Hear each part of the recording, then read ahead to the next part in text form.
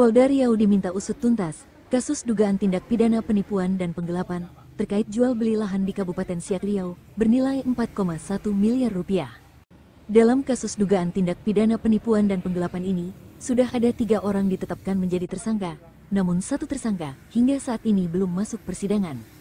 Dengan mendatangi Polda Riau Kota Pekanbaru, Arman Setiawan bersama tim kuasa hukumnya menyurati Direktorat Kriminal Umum Polda Riau dengan surat tembusan ke Propam Polda Riau. Hal ini terkait kasus hukum dugaan penipuan dan penggelapan, jual beli lahan seluas 40 hektar yang terletak di Dusun 2 Pematang 3, Desa Rawang Air Putih, Kabupaten Siak senilai 4,1 miliar rupiah.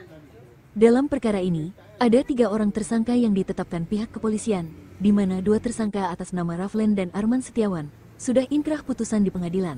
Namun ada 1 tersangka atas nama Zaini, belum juga dilimpahkan untuk disidang ke pengadilan. Melalui surat yang disampaikan Polda Riau melalui Ditkrimum, diingatkan untuk serius mengusut dan tuntas menyelesaikan kasus ini. Arman Setiawan mengungkapkan, sudah menjalani hukuman penahanan dan divonis penjara oleh Pengadilan Negeri Siak bersama Raflen. Namun, 1 tersangka lagi atas nama Zaini hingga saat ini tidak ada kejelasan hukumnya. Arman mengaku merasa dizalimi dan meminta keadilan ke penyidik Polda Riau agar Zaini ditangkap dan ditahan. Kuasa hukum Arman, Ihsan SH menjelaskan, untuk Raflen dan Arman Setiawan sudah diproses, dan kasusnya sudah berkekuatan hukum tetap. Namun untuk tersangka Zaini, hingga saat ini tidak ada kejelasan. Diduga tersangka Zaini memiliki peran paling penting dalam kasus ini, dan patut menduga, peran Zaini ini merupakan pelaku utamanya. Namun hingga saat ini proses hukumnya tidak jelas. Hukum itu adil. 3 yang ditetapkan sebagai tersangka, maka 3 proses secara hukum. Tanpa terkecuali ya? Tanpa terkecuali. Merasa dizalimi dengan tidak diprosesnya? Ya, sangat. Sangat ini. Dasarnya pada tahun 2002 ada kasus di Rawang Air Putih tentang dugaan penipuan senilai 4,1 miliar terkait jual beli transaksi kebun kelapa sawit. Nah, pada tahun 2023 Polda telah menetapkan 3 orang tersangka. 2 di antara 3 orang ini telah diproses secara hukum, kemudian telah ada putusan yang telah berkekuatan hukum tetap.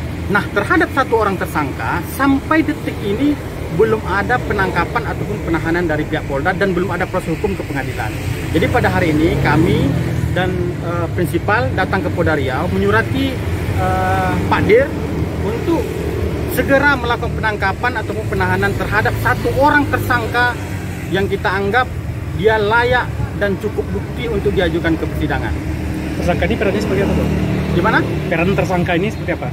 Nah, sejauh dari putusan yang kita pelajari, bahwa 2 orang ini, 1 orang dinyatakan bebas berdasarkan putusan Pengadilan Negeri Siak, kemudian Mahkamah Agung, kemudian 1 lagi divonis 1 tahun penjara dengan turut serta melakukan tindak pidana. Artinya, 1 orang terakhir ini patut diduga sebagai pelaku utama berdasarkan putusan.